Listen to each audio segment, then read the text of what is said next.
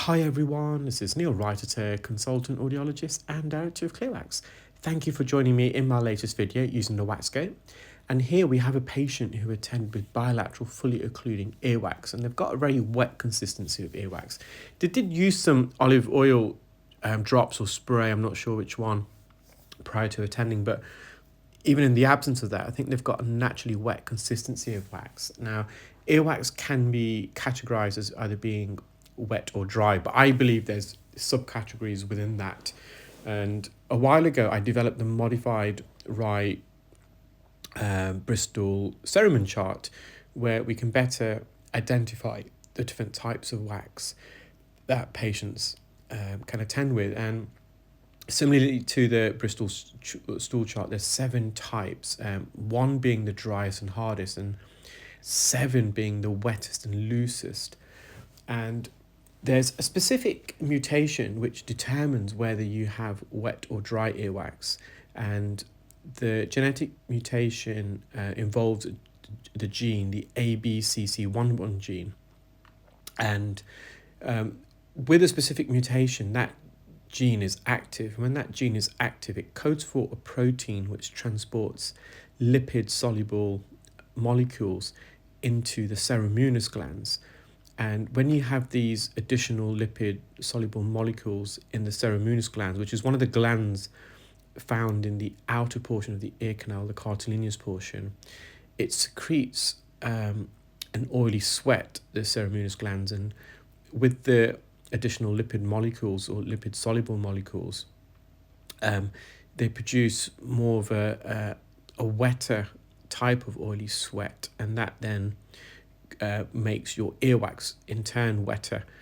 And these lipid soluble molecules that are transported into the ceruminous glands via the active ABCC11 gene, they can be odorous. Now, they can be odorous in their natural state, or when they reach the surface of the ear canal. So these ceruminous glands are attached to the hair follicles, and they are pushed upwards from the hair follicles up the shaft of the hair until it reaches the surface of the ear canal.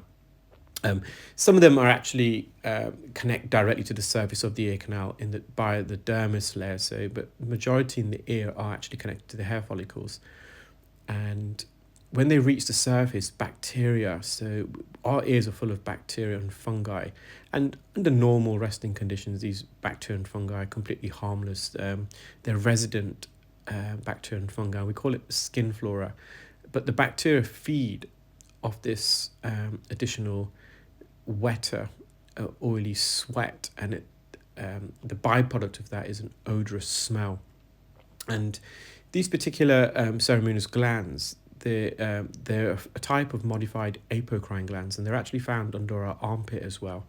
So so the Western culture typically have this active ABCC11 gene, and they not only produce wetter earwax, but they produce a more odorous body odor under the armpits.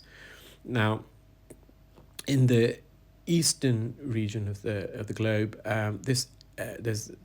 you have probably about 10 or 20% of the population have a deactivated ABCC1 gene. So the genetic mutation actually switches it off, which means the ceruminous glands don't code for the protein that transport these additional lipid-soluble molecules. So it still produces an oily sweat, but it's a drier oily sweat and a less odorous oily sweat. So yeah, I'll just provide that piece of information. So in terms of what I would classify this, I'll classify it as possibly a 5 or 7. A 5 or 6. I wouldn't say it's a type 7, which is completely liquid. It's almost like diarrhea if you compare it to the modified Bristol stool chart. So it did have some firmness in some respects. So what I mean by that is coming out in large chunks. When it's a type 7, it's literally almost liquid.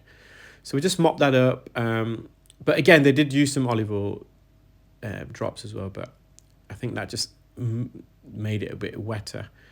And And most patients, as I said, in the Western cultures have this wetter type of wax.